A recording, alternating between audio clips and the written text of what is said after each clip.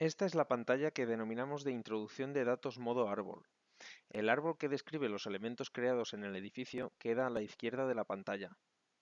El árbol tiene tres posibles formas de visualización: por plantas, por zonas de demanda y por zonas de ventilación. Se accede a cada una de las formas desde el selector de vistas del árbol.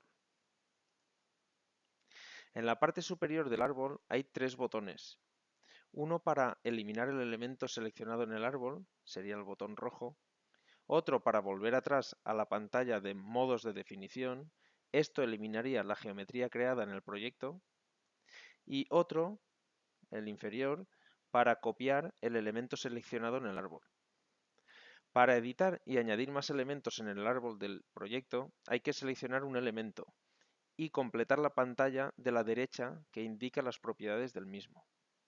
Por ejemplo, si seleccionamos una planta, los datos que habría que complementar sería el nombre de la planta, cambiamos y ponemos planta 1, y después las posibilidades que tenemos sería, por ejemplo, con este botón, añadir un local a esa planta.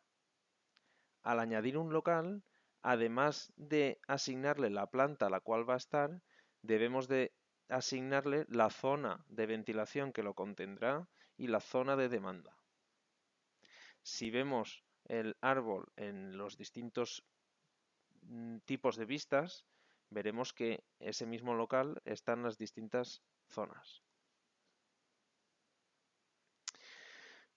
Los locales que se añaden se asignarán también a la zona de ventilación y la zona de demanda que estén seleccionadas en estos desplegables. En este caso solamente hay una zona de ventilación y una zona de demanda porque no hay más zonas definidas.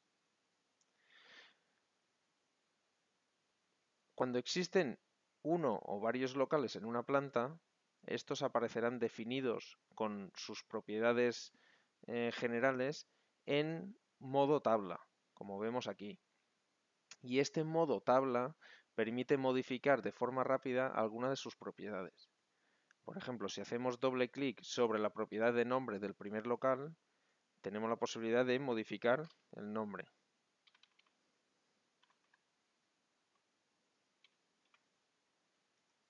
Y vemos que ese cambio se refleja automáticamente en el árbol de propiedades. Dependiendo del elemento que seleccionemos en el árbol, las propiedades que aparecerán en la pantalla derecha serán unas u otras.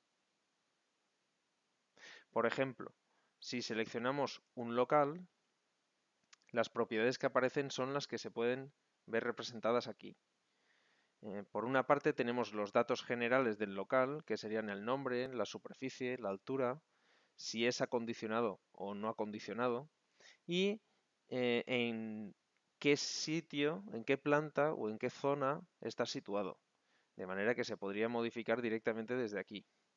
Además, se puede editar también el coeficiente de mayoración para el cálculo de cargas que se quiera estimar en ese local. A partir de mitad de pantalla hacia abajo tenemos propiedades de la actividad de ese local.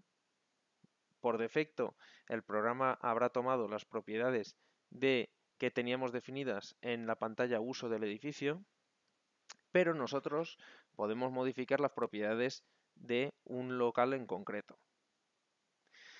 La siguiente pestaña representa los cerramientos que contiene el local.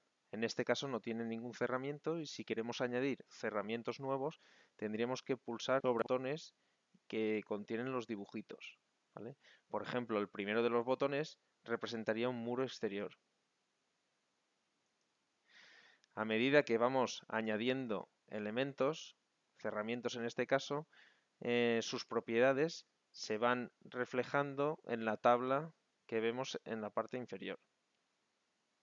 De esa manera podemos modificar también, igual que antes, algunas de sus propiedades.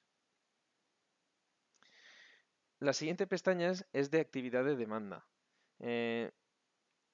Esta pestaña sirve para definir los horarios que van a tener el termostato de refrigeración, el termostato de calefacción, la ventilación, los ocupantes, las luces y los equipos para las 8.760 horas del año, cuando hacemos el cálculo de la demanda.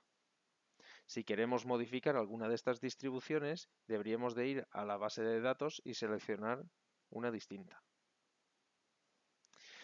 Cuando seleccionamos sobre el árbol un cerramiento, las propiedades cambian. Tenemos el tipo de cerramiento que es, las dimensiones, altura, anchura, la orientación en la que está y podemos definir la composición, que por defecto nos tomará una dependiendo de la normativa y de la zona climática, y podemos seleccionar una distinta entrando en la base de datos.